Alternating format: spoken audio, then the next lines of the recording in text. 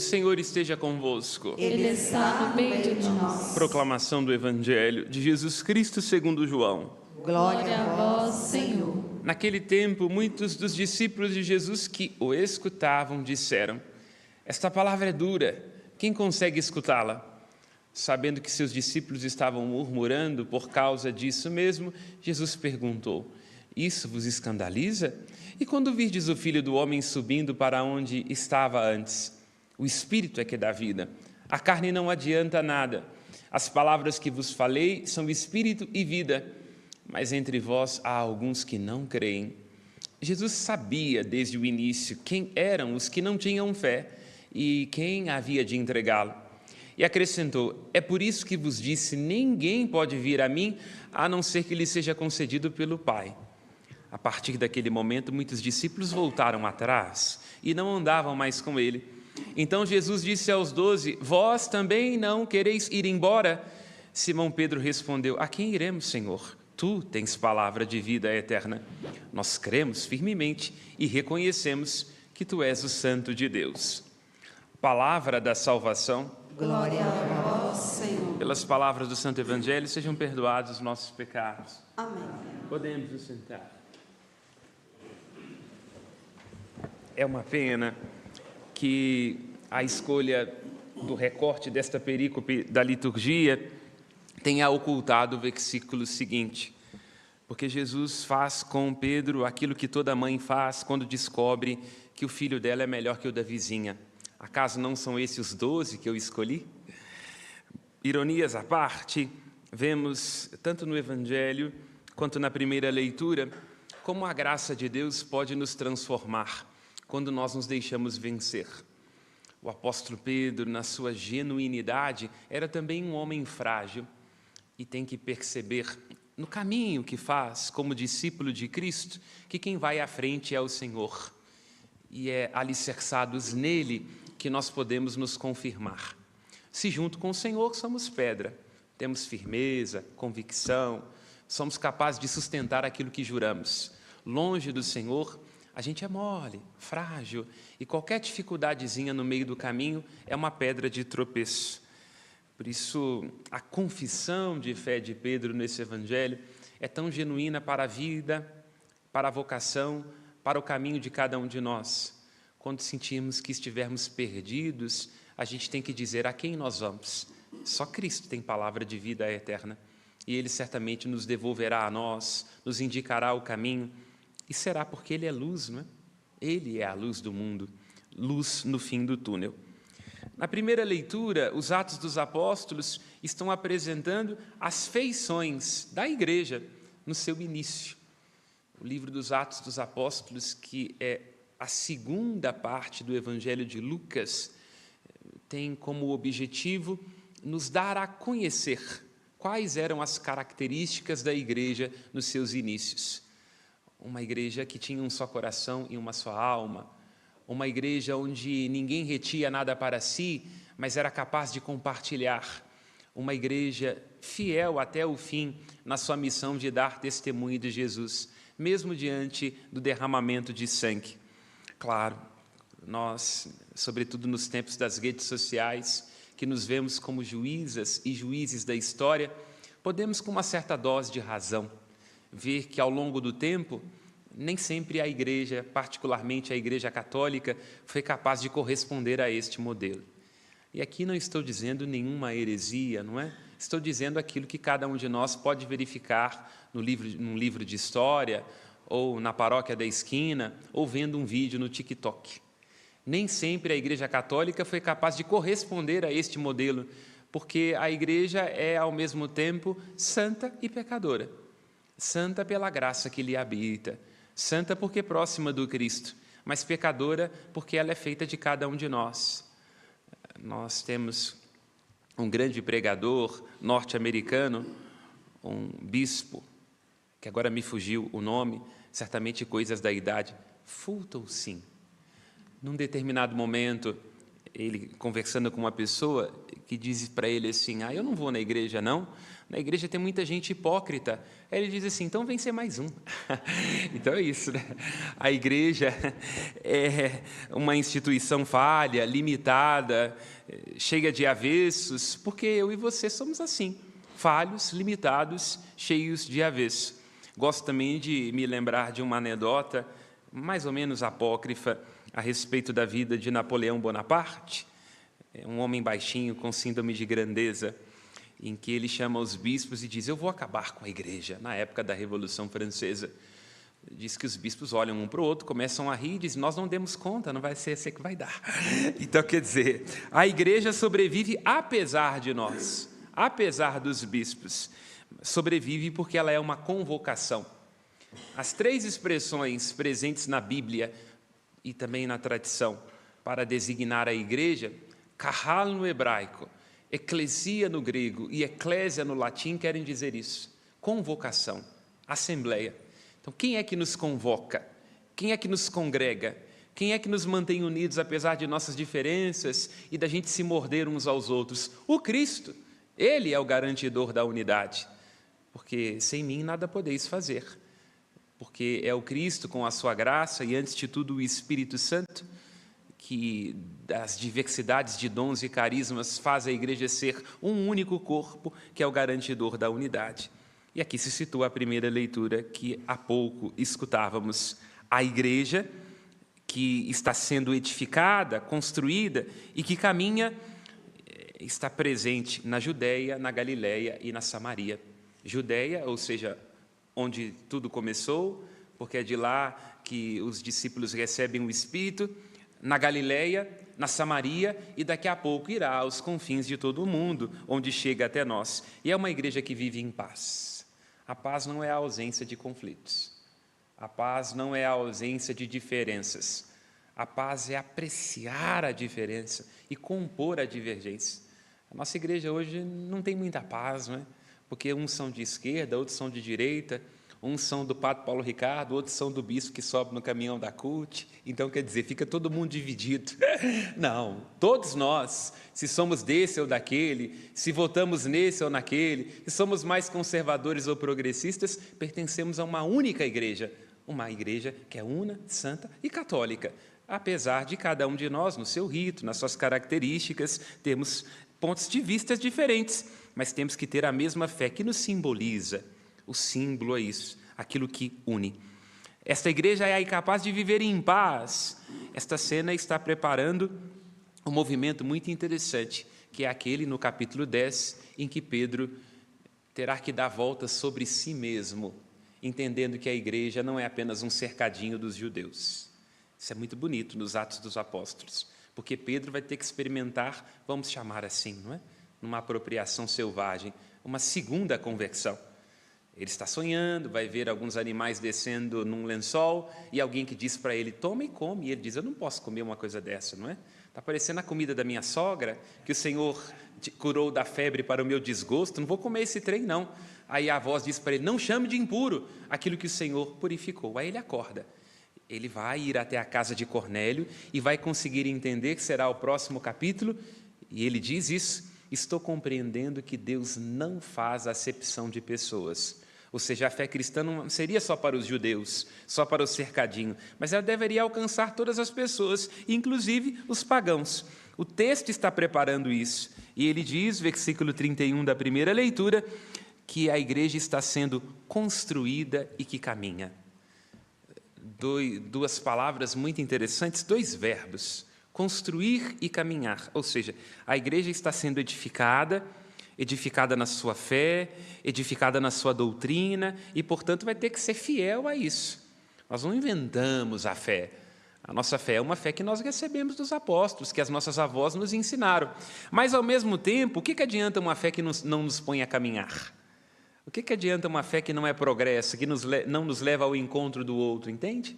Então, a igreja vai tendo que articular ao longo da sua história, sobretudo conduzida por Pedro porque Pedro deve confirmar na fé, na caridade. Hoje Pedro é o Papa Francisco, esse caminho de edificação, de construção e também este itinerário de peregrinação, de saída, de ir ao encontro do outro.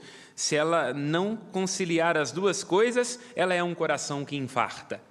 Se ficar fechada demais, ela se torna uma custódia das cinzas. Aí só repete e esvazia. Mas, ao mesmo tempo, também, se ela for para fora demais, ela se descaracteriza, e aí passa a ser uma outra coisa. A igreja e Pedro conduzindo a igreja, Pedro hoje para nós é o Papa Francisco, tem que prolongar no tempo a ação de Cristo na história. Se o Cristo salvou, se o Cristo curou, se o Cristo anunciou o Evangelho, Ele mesmo era a boa notícia, assim também cada um de nós, sendo ipsus Christus, alter Cristo, o mesmo Cristo e um outro Cristo, tem que continuar a curar, a salvar, a evangelizar. Se prestamos bem atenção nesta leitura, quando se diz que Pedro cura Enéas, o paralítico, e que Pedro ressuscita Tabita, o que nós vemos é uma espécie de remake, uma espécie de vale a pena ver de novo daquilo que Cristo fez. O Cristo curava, o Cristo ressuscitava, o Cristo anunciava. Agora Pedro cura, ressuscita e anuncia. E assim cada um de nós também. Tem que ter uma palavra de cura. De manhã cedo no café, não vamos ter uma palavra de murmuração e de julgamento. Você sabe que o cabelo não está bonito, mas mente. Você sabe que ele engordou? Mente. Ser gentil não custa. Então, uma palavra que devolve o outro a si mesmo, que consola. Se o outro está reclamando de alguma dificuldade, passando por alguma contradição ou aflição dentro do ambiente de trabalho, não coloca lenha na fogueira, não. Ressuscita o outro, ajuda a se colocar de pé. Então, cada um de nós tem que se ver como quem, em nome de Cristo, sendo o mesmo Cristo, um outro Cristo, também tem que curar, também tem que ressuscitar, também tem que dar ao outro a vida. É isso que nós escutamos na sequência de Páscoa, quando nós cantamos. Maria Madalena é perguntada, o que você viu no caminho? E ela diz assim, o que o Senhor disse? Praecede sus in Galileia. Eu os precederei na Galileia. Ou seja, a Galileia é o momento de voltar ao primeiro amor. Um casamento precisa disso. O cuidado com os nossos filhos precisa disso. Uma vocação precisa disso. Voltar ao ponto de partida. Voltar ao primeiro amor. Encontrar-se com a beleza tão antiga e tão nova. Para levantar, para ressuscitar, para incutir esperança, para poder recordar-se daquilo que nos edifica. O amor edifica, lembra o apóstolo Paulo. E o amor também nos empurra. Aquilo que nos faz caminhar, lembra o apóstolo das gentes. Aqui não está presente, versículo 13, seria o desdobramento da primeira leitura, versículo 43, perdão, seria o desdobramento da primeira leitura, mas se diz que Pedro fica hospedado na casa de Simão, um curtidor de peles. E quero notar isto aqui, sem querer me delongar, porque entre os judeus, as pessoas que mexiam com tintura, elas não eram benquistas, né? Quem mexe com thinner, com tintura, geralmente tende a ficar com aquele cheiro impregnado, né? Então, os judeus não gostavam disso. Pedro, então, vai fazendo este movimento de ir na casa de uma pessoa que era assim, uma persona não grata, quer dizer, uma pessoa que não era agradável. Então, vejamos, né, como que a graça de Deus nos ajuda a vencermos a nós mesmos. Porque os piores inimigos são os internos, viu?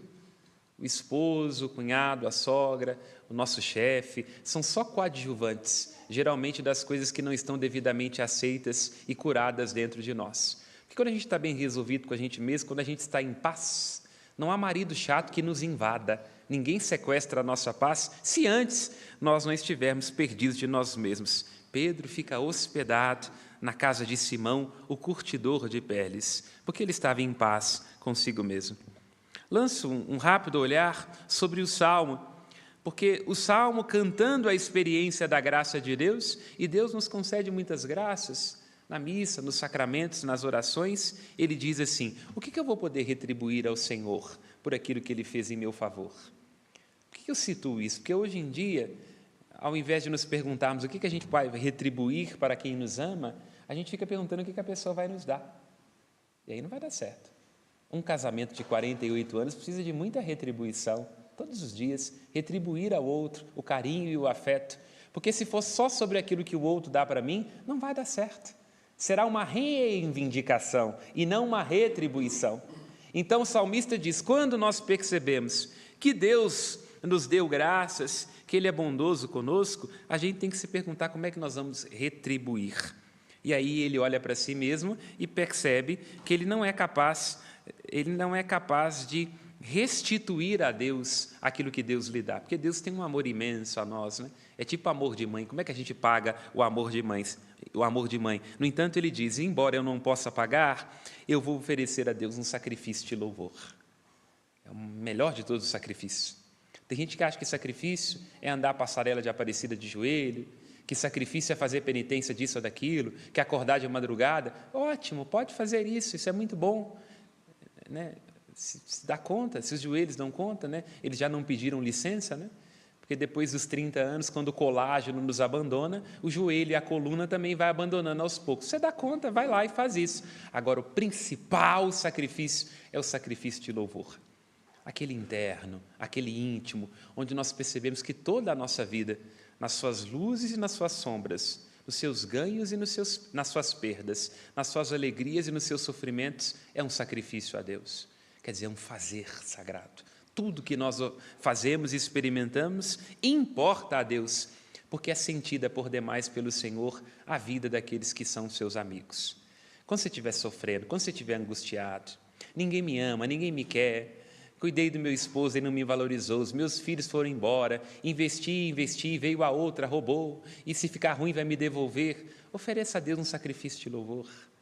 Quer dizer, sua vida tem que se tornar um sacrifício, um louvor a Deus naquilo que ela é, porque a vida de cada um de nós importa para Deus, é sentida pelo Senhor, a vida, a morte dos seus santos, seus amigos. Porque quem não oferecer a Deus um sacrifício de louvor, vai oferecer murmuração. Versículo 61 do Evangelho que nós acabamos de escutar.